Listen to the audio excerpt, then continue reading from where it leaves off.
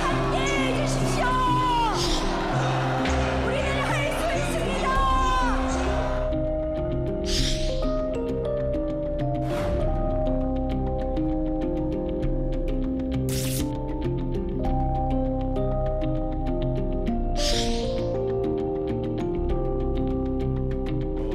검찰 수사에 관련해서는 일체 말씀드릴 수 없음은 여러 번 양해를 구한 바 있습니다.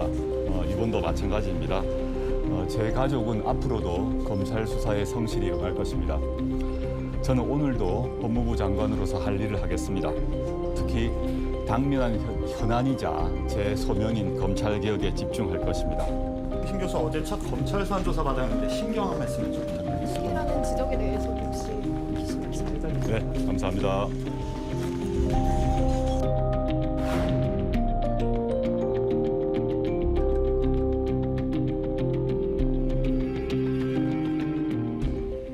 조국 장관이 이렇게 오늘 이야기를 했네요. 저희 가족은 앞으로도 검찰 수사에 성실히 응할 것입니다. 여기서 가족은 부인과 자녀뿐 아니라 동생, 오촌, 조카까지 다 포함이 되는 거겠죠. 오늘 주영진의 뉴스 브리핑이 시작되기 전에 검찰로부터 이런 기사가 들어왔습니다. 조국 장관의 동생에 대해서 구속영장을 검찰이 청구했다. 그리고 조국 장관의 딸은 오늘 아침에 TBS 김어준의 뉴스공장에 출연하기도 했습니다. 부인 정경심 교수는 어제 검찰에 소환돼서 조사를 받았는데 출석할 때나 집으로 돌아갈 때나 기자들에게 언론에 공개되지 않았고요. 윤석열 검찰총장은 오늘 앞으로 그 어떤 피의자도 검찰에 출석할 때는 비공개로 하겠다. 그동안의 관행을 없애도록 하겠다. 이런 개혁 방안을 내놓기도 했습니다. SBS 법조팀의 임찬정 기자, 김태현 변호사와 함께 이야기 나눠보도록 하겠습니다. 두 분 어서 오십시오. 조국 장관 동생에 대한 구속영장, 이거는 웅동학원 관련한 겁니까? 네, 그렇습니다. 이제 조국 장관 동생 이제 조모 씨, 이제 웅동학원 사무국장 출신이고요.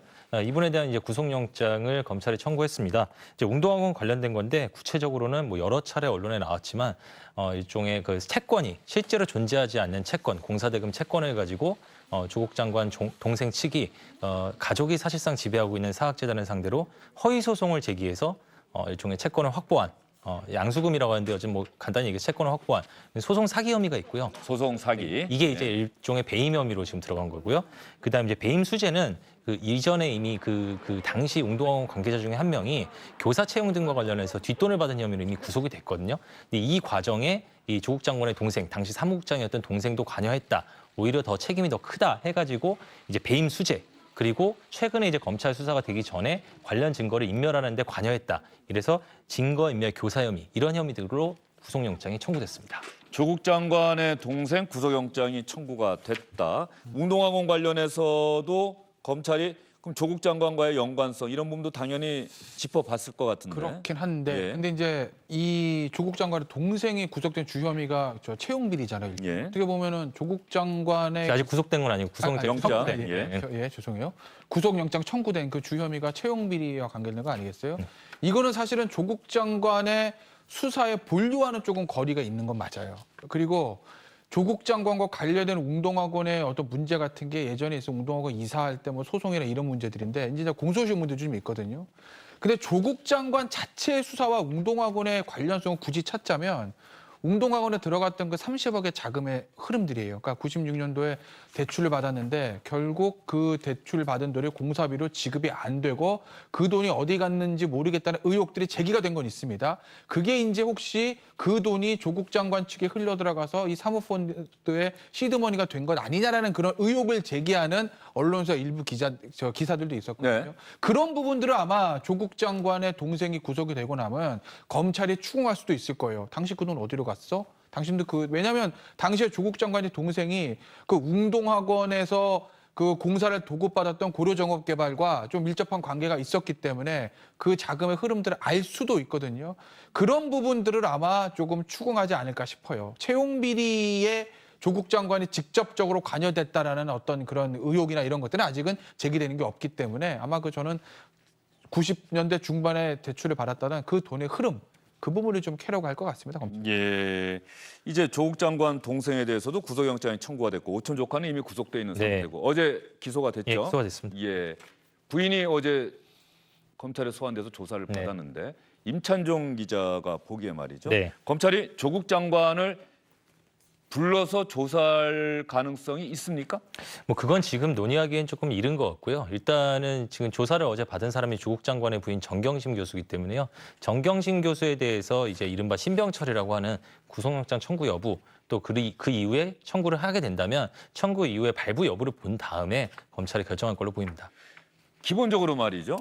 부부라고 하면은 검찰이 수사기관에 원래 조사를 할 때는 네. 부부는 늘 집에서 이런 얘기 저런 얘기를 다 하기 때문에 원래 부부는 원칙적으로 같은 날 만약에 어떤 혐의가 있어서 조사를 한다고 한다면 같이 불러서 조사하는 게 원칙이라고 하지 않습니까? 왜냐하면 서로 말을 맞출 수도 있고 이런저런 게 있기 때문에 그러나 조국 장관을 지금 현 시점에서 아직 소환할지 안 할지 모르지만은 현직 법무부 장관이고 이런 저간의 상황들을 검찰이 지금 고려하고 있는 건 아닌 건지. 근데 뭐 그런 사정을 고려할 수도 있고요. 또 지금 말씀하신 거는 양쪽이 다 불구속 수사를 받는 걸 전제로 했을 때 관행을 말씀하신 예. 건데 관행 꼭 불구속 수사를 받을 때도 꼭 그렇지 않았던 일들도 있고 근데 양쪽이 다 불구속 수사를 받는다면 말씀하신 그런 점은 좀 고려할 수도 있는데 지금 사실 그 조국 장관의 부인 정경심 교수에 대해서는 검찰이 구속영장 청구 여부를 굉장히 진지하게 검토하고 있기 때문에 꼭 그런 경우에 해당된다고 보기 어려운 부분도 있습니다. 예, 정경심 교수에 대해서는 구속영장을 청구하는 방안을 진지하게 검토한다라고 하는 거는 영장 청구 쪽에 방점이 있다. 임찬종 기자는 그렇게 보고 있는 겁니까?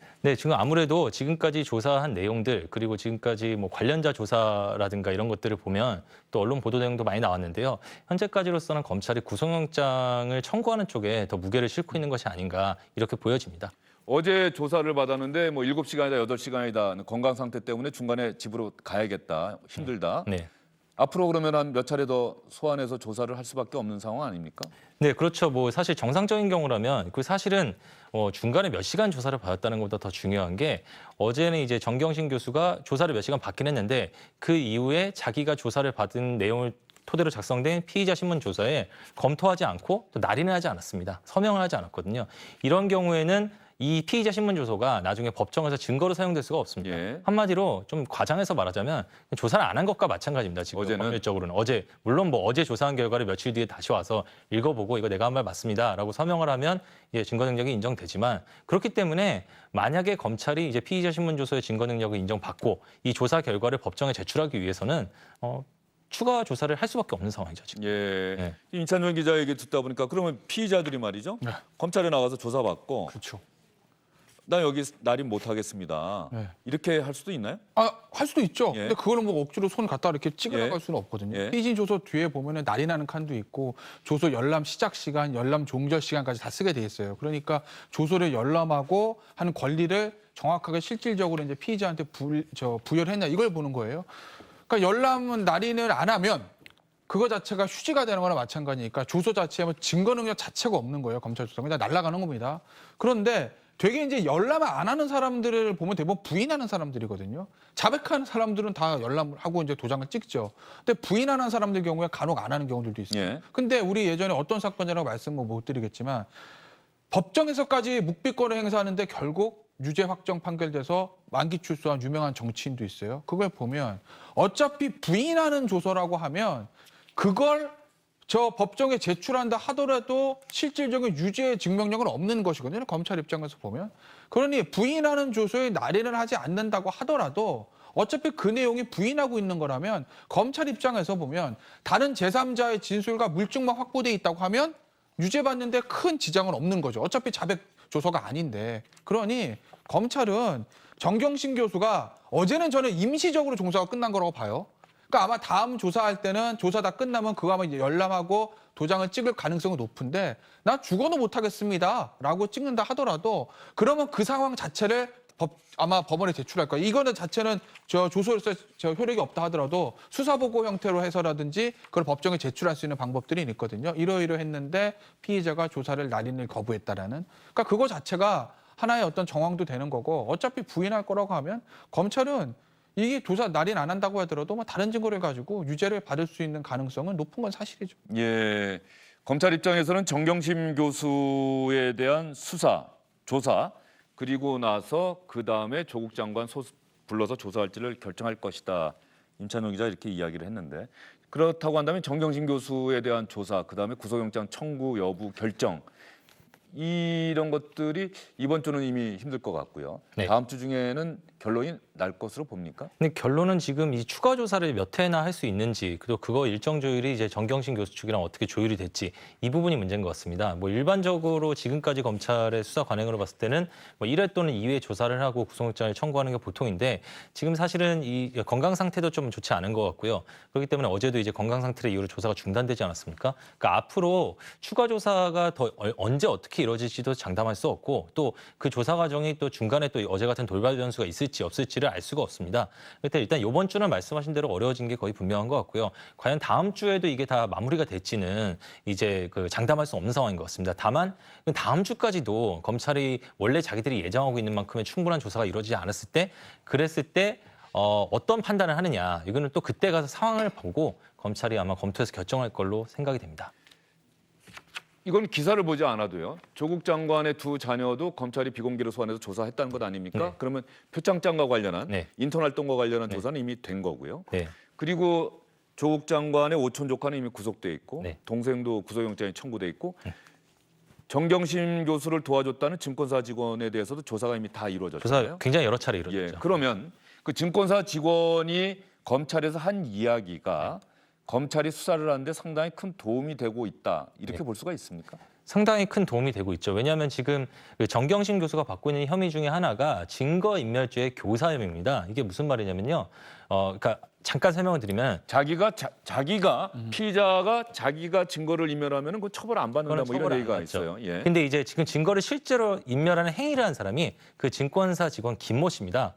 그럼 이 사람의 경우에는 자기가 아니라 정경심 교수와 관련된 형사 사건의 증거를 인멸하거나 은닉한 것이기 때문에, 이것도 또 여기에 대해서 문제 제기를 하신 분이 예. 있는데, 없앤 거 말고 은닉한 것도 증거 인멸죄에 포섭이 됩니다. 증거를. 그러니까 인멸죄 은닉한 것이기 때문에 이분은 이제 혐의를 받게 되거든요. 증거 인멸죄. 그럼 다른 모든 범죄와 마찬가지로, 그러면은 그걸 누가 시켰냐, 누가 지시했냐, 이걸 따지고 지시자도 처벌을 받거든요. 즉 검찰이 지금 적용하고 있는 혐의가 정경심 교수에게 적용하고 있는 혐의 중에 하나가 바로 이 증권사 직원 김 씨가 증거인멸 혐의를 저지르도록 지시한 혐의를 두고 있는 거예요. 교사 혐의. 그러니까 이거에 대해서는 당연히 실제로 지시를 받고 자기가 그런 일을 저질렀다고 지금 검찰에서 적극적으로 진술하고 있는 그 증권사 직원 김모 씨의 진술이 예. 매우 중요한 증거가 될 수밖에 예. 없습니다. 오늘 조간에 조선일보가 보니까 내가 안고 가겠다라고 정경심 씨가 남편에게 이야기하는 걸 자기가 들었다는 내용의 보도가 나왔는데, 이러한 보도 내용이 혹시 뭐 임찬용 기자나 SBS 취재 결과에서도 확인이 되는 겁니까? 요 보도는 저희가 확인을 못했습니다. 그건 아직까지 예. 확인이 예. 안 됐고요. 예. 정경심 씨가 받고 있는 혐의가 상당히 여러 가지인데, 지금 조금 전에 증거인멸 교사라고 하는 혐의도 있고, 어떤 혐의가 가장 중하다라고 김태현 변호사는 보고 있습니까? 사모펀드죠, 역시. 역시 사모펀드와 관련한. 그렇죠. 이제 표창장에는 뭐 사무소 위조 이런 부분인데, 아예 이제 입학의 문제기. 만약에 기소가 되고 유죄로 인정받아서 처벌을 받을 경우에 그 형량이 가장 중요한 게 사모펀드 관련한 혐의입니까? 사모펀드 관련이죠. 그게 이제 자본시장법하고 뭐 어디까지가 좀 관여가 되는지 모르겠습니다만, 만약에 조범동 씨가 받고 있는 모든 혐의의 공범이라고 가정을 하고 말씀드리면, 단순히 뭐 공직자윤리법의 백지시당 거부 이런 것들은 사실 법정에 작아요. 그거보다 더 문제되는 건 자본시장법의 어떤 시세 조정이나 부정거래 부분, 그 다음에 특경의 어떤 횡령 부분, 이것들이 만약에 유죄로 인정되면 형량이 제일 크죠. 그러니까 이건 어디까지나 조범동 씨가 지금 받고 있는 혐의와 정경심 교수가 다 공범이라고 가정을 하고 말씀드리는 거예요. 그래서 아마 검찰 입장에서 보면은 사모펀드 쪽에 수사 영역이 집중이 될 거예요. 이게 사문소지나 이런 거에 비해서 죄 자체 입증하기도 좀 난이도가 좀 있을 뿐만 아니라, 어떤 의미에서 보면 이게 만약에 소명이 안 된 상태에서 증거인멸의 우려가 높다고 하더라도 사문서 위조만 가지고 영장을 청구했을 때 이게 영장에 나올 거냐라는 거는 장담할 수 없거든요. 증거인멸 우려는 있지만, 그러니 검찰이 핵심적으로 보고 있는 건 바로 이 사모펀드인 거죠. 예, 알겠습니다. 조국 장관의 딸이 최근에 언론 인터뷰에 응하고 있더군요. 얼마 전에 한국일보와 인터뷰를 단독으로 했고요. 오늘 아침에는 TBS 김어준의 뉴스공장에 나갔는데, 뭐 교통방송 SBS와는 인터뷰를 한 것은 아닙니다만, TBS 김어준의 뉴스공장에 조국 장관의 딸이 출연해서 어떤 이야기했는지 한번 들어보도록 하겠습니다. 제가 제 대학이랑 제 대학원 입학 취소가 가능할 수도 있다는 그런 기사도 보았고, 그리고 검찰에서 저를 뭐 표창장 위조나 아니면 입시 방해로 기소를 할 수도 있겠다는 그런 생각이 들었습니다. 저는 봉사활동이나 인턴을 하고 나서 받은 것을 학교에다가 제출했습니다. 위조를 한 적도 없습니다. 근데 주변에서는 이렇게 어머니가 수사를 받고 있는 저를 보호하려고 자신이 하지도 않은 그런 일들도 다 했다고 할 수도 있다고 많이 합니다. 저는 어머니께 말씀을 드렸는데 그렇게 하지 마시라고. 어머니한테 저는 자식이니까. 그래서 제 나름대로 걱정이 많이 되어서 나오게 됐습니다. 그러면 정말 억울하죠. 제 인생 10년 정도가 사라지는 거니까요. 근데 저는 고졸돼도 상관없다고 생각하고 있습니다. 시험은 다시 치면 되고 30에 의사가 못 되면 40에 되면 된다고 생각합니다. 본인은 괜찮으니까 포기하지 말라고 하십니다. 예. 임찬용 기자도 좀 관심 있게 들어봤죠. 어쨌든 예, 예. 최근 상황과 관련해서 네. 그 조국 장관의 딸이 가장 하고 싶었던 내용은 뭐라고 들었어요? 임찬용 기자는 저 인터뷰를 통해서. 뭐 본인의 지금 입장과 심경 그런 것들을 주로 얘기한 것 같고요. 저는 근데 어제 좀 관심 있었던 게 이제 그 인터뷰 시작부터 그 사실관계에 대해서는 말을 하지 않겠다라고 얘기를 했거든요. 진행자가 먼저 그렇게 얘기를 예. 했고요. 이게 지금 검찰 수사가 진행 중이기 때문에 사실관계에 대해서는 묻거나 뭐 답변을 듣지 않겠다. 그리고 실제로 저 인터뷰 질문과 답을 보면은 지금 사실관계에 대한 내용은 없습니다. 다만 지금 이런 수사를 받고 있을 때 본인이 느끼는 심경 그리고 어머니나 아버지에 대한 걱정 그 이런 자리에 나오게 됐을 때 어머니 아버지의 뭐 반응 이런 것들 그리고 앞으로 뭐 최악의 경우가 닥쳤을 때 자기가 어떻게 할 건지에 대한 자기 각오 이런 것들을 주로 밝히셨는데 이제 그런 것들은 이제 당사자가 이제 언론에다가 밝히는 의미가 있고요. 다만 이제 굉장히 처음부터 어떤 사실관계를 밝히지 않겠다고 말한 거는 수사나 재판을 받고 있는 사람 입장에서는 또 그거에 대응 차원에서는 또 좀 적절하게 결정할 측면도 있지 않나 이런 생각이 듭니다. 예, 알겠습니다. 김태현 변호사도 들었어요? 뭐 저는 뭐 다 듣지는 않고요. 예. 오늘 저 뉴스 브리핑을 통해서 지금 처음 들었어요. 네. 예. 그런데 뭐 저도 임창준 기자하고 비슷한 생각인데 어머니인 정경심 교수의 페이스북 글도 그렇고 저 딸의 인터뷰도 그렇고 어떤 본인들이 받고 있는 의혹에 대해서 전격적으로 해명하거나 이런 것들은 없어요. 뭐 해명을 안 한다고 해서 그걸 사실관계에 다 인정한다는 의미는 당연히 아니고 어쨌든 조사를 받고 있는 사람 입장에서는 말을 좀 아낄 수밖에 없는 노릇이긴 하지만 정경심 교수의 인터뷰하고 저 조양의 인터뷰를 페이스북을 하고 조양의 인터뷰를 보면 이 어떤 의혹에 대해서 사실관계 해명으로 대응하다기보다는 조금 이제 감정적인 부분들 그러니까 여론이 워낙 좀 안 좋게 돌아가기 때문에 감정적인 부분들을 좀 호소를 해서 여론을 조금 돌려보려는 생각이 있는 것 같아요. 뭐 그것 자체가 뭐 아주 나쁘다 잘못됐다 이렇게 말을 할 수는 없습니다. 누구나도 의견을 표명할 자유는 있으니까요. 어찌됐든 저는 그런 생각은 좀 들었습니다. 예. 그 정경심 교수와 관련해서 SBS 뉴스가 단독으로 보도했던 내용들도 있던데 뭐 코링크 PE 관련해서 코링크 PE가 기본적으로 사모펀드 운용사죠? 네, 그렇습니다. 거기에도 투자를 많이 했다 뭐 이런 내용의 보도가 있었던데 그게 어떤 의미입니까? 그러니까 지금 뭐 조국 장관 측이 청문회라든가 그 앞에 기자회견이나 여러 차례 밝혔던 게 그 운용사라든가 사모펀드 운영에는 전혀 개입하지 않았다라는 거거든요. 근데 이제 일단 그거랑 일단 첫 번째로는 그 발언과 만약에 지금 이 발언은 뭐냐면 아까 말했던 그 증권사 직원 김모 씨 측이 검찰에서 한 얘기, 김모 씨 측이 일부 언론에 한 얘기인데 근데 여기에 보면은 정경심 교수가 스스로 나한테 와서 내가 코링크에 투자를 했다라고 말을 했단 말입니다. 그러니까 이거는 지금까지 그 말과는 사실 배치되는 거죠. 이게 사실이라면. 그러니까 두 번째로는 제가 아까 잠깐 김태현 변호사가 얘기를 했지만 지금 사모펀드 관련해서 정경심 교수에게 제기되는 혐의가 결국에는 그걸 실제로 운영을 했던 오촌 조카 조모 씨와의 공범 혐의거든요. 근데 만약에 코링크 P에 지금 뭐 언론에 나오는 의혹이 설립 자금이 실제로 만약에 정경심 교수의 것이었다거나 지금 이 말한 전원에서 의해서 들어온 것처럼 본인이 정말 거기 투자한 것이 사실이라면 그럼 과연 코링크 PE와 관련해서 이 오촌 조카 조모 씨의 불법 행위에 정경심 교수가 관여한 부분이 있느냐 없느냐 이런 부분에 대한 의혹이 또 제기될 수 있는 부분입니다. 예, 그래서 어제 SBS 보도 내용이 상당히 의미가 있다. 네, 뭐 이렇게 보는 보도의 거죠? 가치가 있다고 봅니다. 예, 그동안 조국 장관과 조국 장관 측에서 나왔던 이야기를 고려해 봤을 때 네. 이야기가 사실이 아닐 가능성을 뒷받침하는 하나의 팩트다. 예. 알겠습니다. 김태현 변호사는 이 기사 어느 정도 맞아요. 저도 그렇게 보고 제가 예전에도 한번 말씀드렸지만 검찰 입장에서 가장 스모킹 건이 되는 사람은 이 한투증권사 자산관리인 김모 씨일 거예요. 왜냐하면 이 김모 씨 같은 경우에는 뭐 PB들이 뭐 VIP 고객의 부탁을 여러 번 들어주는 경우 있다고 하지만 지금 일부 언론의 보도를 보면 압수수색 인기 전에 정경심 교수 집에서 있었던 변호사까지 참석한 회의에도 참석했다는 얘기가 나오고 그리고 결국 이제 동양대까지 그 자정에 내려가서 PC를 또 반출한 거 아니겠습니까? 집에 있던 하드디스크도 맡아주고요.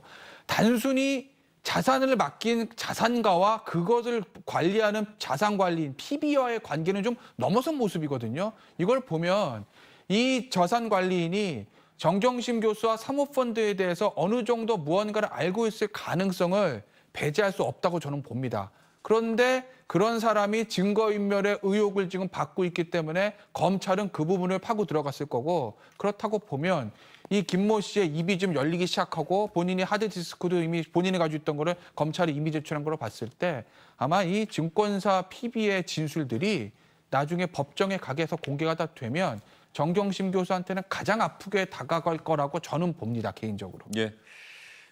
법조 기자들은 최근에 정경심 교수가 검찰에 출석하는 거 그 현장을 포착하기 위해서 거의 뭐 검찰청사를 24시간 돌아가면서 지키고 있었던 것으로 알고 있는데 결과적으로 어제 비공개로 소환됐고 비공개로 집에 돌아갔어요. 그러면 지하 주차장 같은 경우도 예전 같으면은 기자들이 거기서 기다리고 또 실제로 사진을 찍거나 영상을 찍는데 성공하기도 했었고요. 피의자가 출석할 때. 그런데 어제는 정말 검찰이 지하 주차장에서도 기자들이 있지 못하게 했습니까? 그건 이제 출석하기 전에 조금 그런 일이 있었던 거고요. 예. 근데 또 이렇게 빠져나갈 때는 이제 귀가할 때는 또 일부 그렇게 하진 않았습니다. 지하주차장 그 입구 앞에 어차피 건물 안에는 못 들어가기 때문에 그 지하주차장 입구 앞에 기다리고 있는 사람도 있었고요. 근데 문제는 이제 거기서 이제 정 교수가 탄 것으로 아마 추정이 되는 차량이 4대가 동시에 빠져나왔거든요. 예. 그 안에가 내부가 보이지 않는. 그러니까 이제 어느 차에 탔는지 알 수가 없는 거였죠. 근데 제가 사실 여기서 말씀드리고 싶은 게 이 공개 소환과 비공개 소환의 개념이 조금 혼용되고 있는데요. 그 검찰은 애초부터 그 공개 소환할 생각은 없었다고 밝혔습니다. 왜냐하면 공개 소환이라는 거는 사회적 유명인사나 공인의 경우에 이 사람이 몇 월 며칠 몇 시에 들어옵니다. 라고 그거를 언론이나 외부에 검찰에 미리 알려주는 게 공개 소환이거든요. 근데 정경심 교수는 처음부터 그렇게 하지 않겠다고 말을 했어요. 예. 근데 그러니까 이제 기자들이 지키고 있으니까 근데 그런 거 그거 자체를 비공개 소환이거든요. 그냥 정상적으로 몇 월 며칠에 온지 모르게 쑥 그냥 정상적인 1층으로 들어오면. 근데 그것조차 배려를 해주기 위해서 내부 제보자라든가 굉장히 뭐 건강상이 굉장히 안 좋다든가 특별한 배려를 해줘야 되는 사람의 경우에만 공개 소환이 아니라 비공개 소환 중에서도 지하주차장이나 전혀 외부하고 접촉이 없을 수 있는 방식으로 소환을 해주는 거거든요. 그러니까 어제 정 교수의 소환은 비공개 소환이 아니라 공개의 가능성 자체를 차단하는 소환이었던 거죠. 우리가 공개 소환이라고 했을 때는 언론에 다 알리는 거고 일반적인 사람들이 출석하는 건 다 비공개 소환이거든요. 언제 소환되고 언제 출석하는지 모르니까요. 그것도 아니라 그거보다도 더 크게 혹시라도 소환 사실 노출될 가능성 완전히 차단하는 형태의 굉장히 검찰이 특별한 내부 제보자라든가 어떤 강력범죄 피해자라든가 이런 사람들을 조사할 때 쓰는 아니면 아주 건강상의 이유가 우려된다든가 이런 사람들을 조사할 때 쓰는 방법으로 조사했다고 보시면 됩니다. 예. 조금 말이 어렵긴 한데 어쨌든 간에 뭐 그 이야기가 비공개 소환이다 이렇게 해석이 될 수밖에 없겠네요. 뭐 공개적으로 소환 일시를 알려주지 않으면 그것 자체가 비공개 소환이다라고 그 정의적으로 얘기를 해주셨는데 네. 어쨌든 간에 정경심 교수가 검찰에 출석하는 걸 기자들이 전혀 몰랐고 어디로 가는지도 몰랐고 나중에 알게 됐고 들어간 다음에 네. 집으로 돌아갔을 때도 돌아간 다음에 알게 됐고 그런 측면에서 보면은 상당히 신경 쓰고 배려를 했다. 최근에 검찰 개혁의 요구가 높은 이것도 일종의 피의자의 인권과 관련된 직결된 부분 아니냐. 그래서 오늘 검찰총장이 앞으로 정경심 교수만 특혜를 준 것이 아니라 앞으로는 모두 다 비공개로 하겠다고 얘기한 것도 그런 맥락에서 나온 것 아닐까요? 제가 그래서 말씀드린 건데요. 예. 지금 검찰총장이 비공개 소환하자는 거는 정경심 교수 같이 모든 사람을 소환해 주겠다는 게 아닙니다.